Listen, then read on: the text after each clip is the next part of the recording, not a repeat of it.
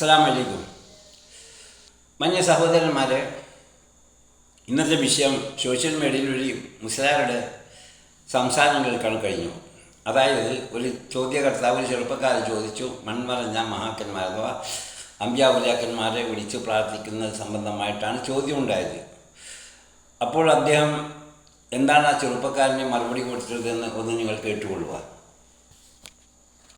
ആ അള്ളാഹു സുബ്ഹാനഹു വ തആല തന്നെ അള്ളാഹുവിന്റെ അമ്പിയാക്കളോടും ഔലിയാക്കളോടൊക്കെ സഹായം ചോദിച്ചോളൂ എന്ന് വിശുദ്ധമായ ഖുർആനിൽ പറഞ്ഞിട്ടുണ്ട്. അതിന്റെ അടിസ്ഥാനത്തിൽ മഹാന്മാരോട് സഹായം ചോദിക്കുന്നത് കൊണ്ട് യാതൊരു കുഴപ്പമില്ല. സൂറത്തുൽ മാഇദയിലെ 55-ാമത്തെ ആയത്തിൽ അള്ളാഹ് പറഞ്ഞില്ലേ, ഇന്നമാ വലിയുക്കുമുല്ലാഹു വ റസൂലുഹു വല്ലദീന ആമനുല്ലദീന യുഖീമൂനസ് സ്വലാത്ത വയുത്തൂനസ് സക്കാത്ത വഹും റാക്കിഊൻ എന്ന് വിശുദ്ധമായ ഖുർആൻ സൂറത്തുൽ മാഇദ 55-ാമത്തെ ആയത്താണ്. നിങ്ങൾ കേട്ടുവല്ലോ ആ മുസ്ലിയാരുടെ സംസാരം എന്താണെന്നുള്ളത്.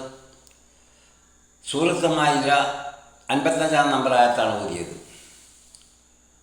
അതുമാത്രമല്ല, ഇവർ ബഹുദൈവ ആരാധനയ്ക്ക് വേണ്ടിയിട്ട് അള്ളാഹുവില്ലാത്തവരെ വിളിച്ച് പ്രാർത്ഥിക്കാൻ വേണ്ടിയിട്ട് മറ്റായത്തുകളും ഓതാറുണ്ട്. അതായത് സൂറത്തുൽ മാഇദ 35-ാം നമ്പർ ആയത്ത് ഓതാറുണ്ട്, സൂറത്തുൽ നിസായിൽ 64-ാം നമ്പർ ആയത്ത് ഓതാറുണ്ട്, പിന്നെ വസ്ലമൻ അർസൽനാഥ് ആയത്ത് ഓതാറുണ്ട്.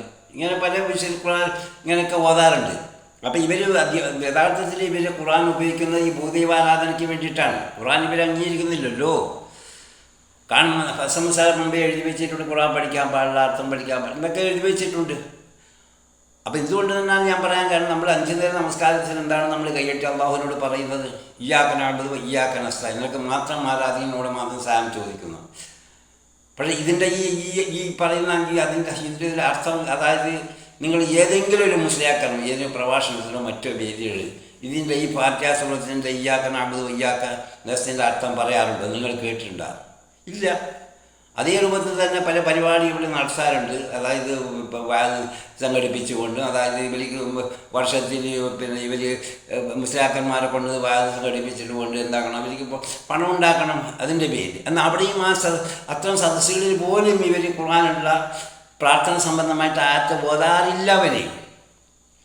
അവർ ഓതാൻ നൂറ്റിച്ചിലാണ് പ്രാർത്ഥനയുണ്ട്. അള്ളാഹുവിനെ മാത്രം ആരാധിക്കണം, അവനെ മാത്രം വിളിച്ച് പ്രാർത്ഥിക്കണം, അള്ളാഹു അല്ലാത്ത ആരും വിളിച്ച് പ്രാർത്ഥിക്കരുതെന്ന് സഹായം ചോദിക്കുന്നതൊക്കെ ഉണ്ട്. ഇഷ്ടം പോലെ നൂറ്റിച്ചിലാണ് പ്രാർത്ഥന ഉള്ള ആയത്തുകളുണ്ടല്ലോ. പക്ഷെ അതൊന്നും അവർ പറയില്ല.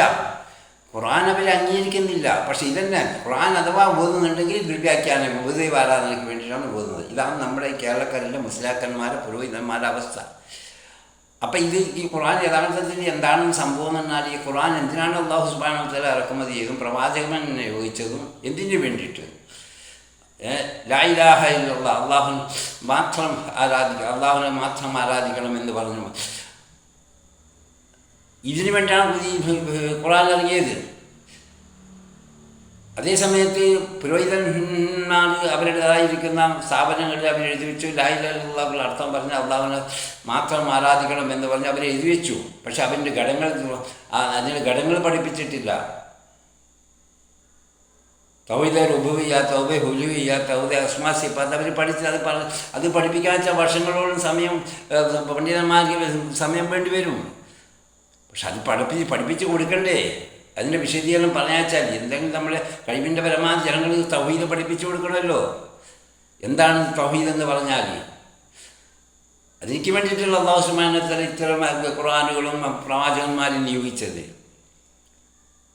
അപ്പം ഞാൻ പറഞ്ഞു വരുന്നത്, ഈ മുസ്ലിയാക്കന്മാരുടെ ഷർറിൽ നിന്ന് നാം ഏവരും, കാരണം എന്തുകൊണ്ടാണ് ഇതിൻ്റെ പിന്നിൽ ജനങ്ങൾ പോകുന്നതെന്ന് എന്ത് നമുക്ക് അല്ലാഹു സുബ്ഹാനഹു വ തആല നമുക്ക് ഹഖുൽ ബുദ്ധി തന്നിട്ടില്ലേ? പിന്നെന്താണ് അത്? ഇൻഷാ അല്ലാഹ് പിന്നീട് ഈ സൂറത്ത് മാഇദ 55-ാം നമ്പർ ആയത്ത് അവതരിപ്പിക്കാനുള്ള എൻ്റെ പാശ്ചാത്തലം എന്താണെന്ന് എൻ്റെ വിശദീകരണം ജലാലിൽ പറയുന്നുണ്ട്.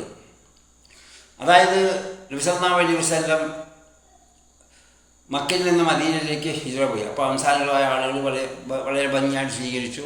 ആ സന്ദർഭങ്ങളിൽ അവിടെ ഒരു ക്രിസ്ത്യൻ പണ്ഡിതൻ ഇസ്ലാമിലേക്ക് കടന്നു പോകുന്നു. അപ്പോൾ ആ ജനങ്ങൾ അവരെ ബഹിഷ്കരിച്ചു. അപ്പോൾ മാനസിക പ്രശ്നമുണ്ടായി. അത് സ്വാഭാവികമാണ്. നമ്മുടെ നാട്ടിൽ അങ്ങനെയൊക്കെ എന്തൊക്കെ സംഭവിച്ചിട്ടുണ്ട്, നമുക്ക് അത് ബഹിഷ്കരണമൊക്കെ ഉണ്ടാകും. നമ്മുടെ നാട്ടിൽ അങ്ങനെ സംഭവിച്ചിട്ടുണ്ട്. അതുപോലെയാണ് സംഭവിച്ചത്. അപ്പോൾ പ്രവാചകൻ്റെ അടുത്ത് വന്നിട്ട് വിഷമം പറഞ്ഞു, യാ റസൂലല്ലാ എന്ന് ജനങ്ങൾ ബഹിഷ്കരിച്ചു. അപ്പോഴാണ് ഈ ഖുർആൻ അള്ളാഹു സുബ്ഹാനഹു വ തആല അവതരിപ്പിച്ചത്. പ്രവാചകരെ അവരോട് പറയും, എന്തിനാണ് വിഷമിക്കുന്നത്, അള്ളാഹു ഇവരെ കൂടെ ഇല്ലേ, റസൂലും അള്ളാഹുൻ്റെ റസൂലും ഉണ്ടല്ലോ, പിന്നെ അള്ളാഹുവിൻ്റെ ഔലിയാക്കന്മാരും അമ്മകളും വിശ്വാസികളിലൊക്കെ ഉണ്ടല്ലോ, പിന്നെ എന്തിനാണ് ഭയപ്പെടുന്നത്, സ്വാഭാവികമല്ലേ, ഉണ്ടല്ലോ വേറെ, അവർ പരിഷ്കരിച്ചില്ലെങ്കിൽ ഇവിടെ ആളുണ്ടല്ലോ. ഇതാണ് ആ ഖുർആനിൻ്റെ ഇറങ്ങാനുള്ള പാശ്ചാത്തലം. അത് ജലാലിൻ്റെ തഫ്സീറിൽ പറയുന്നുണ്ട് ആ വിഷയങ്ങൾ. ഇത് മാത്രമല്ല, മറ്റേ സൂറത്ത് നിസായിലെ 64 നമ്പർ ആയത്തിൻ്റെ അതും പറയുന്നുണ്ട്. അപ്പം ഇതൊക്കെ നമ്മൾ അതായത് ഇത് സംഭവിക്കുന്ന പറഞ്ഞാൽ ഈ ഖുർആനെ പറ്റിയിട്ട് ഇവർ അംഗീകരിക്കുന്നത് പിന്നെ ഇതൊക്കെ വിഷയത്തിനോ കാര്യമോ മറ്റോ പഠിക്കാൻ മുതിരുന്നില്ല.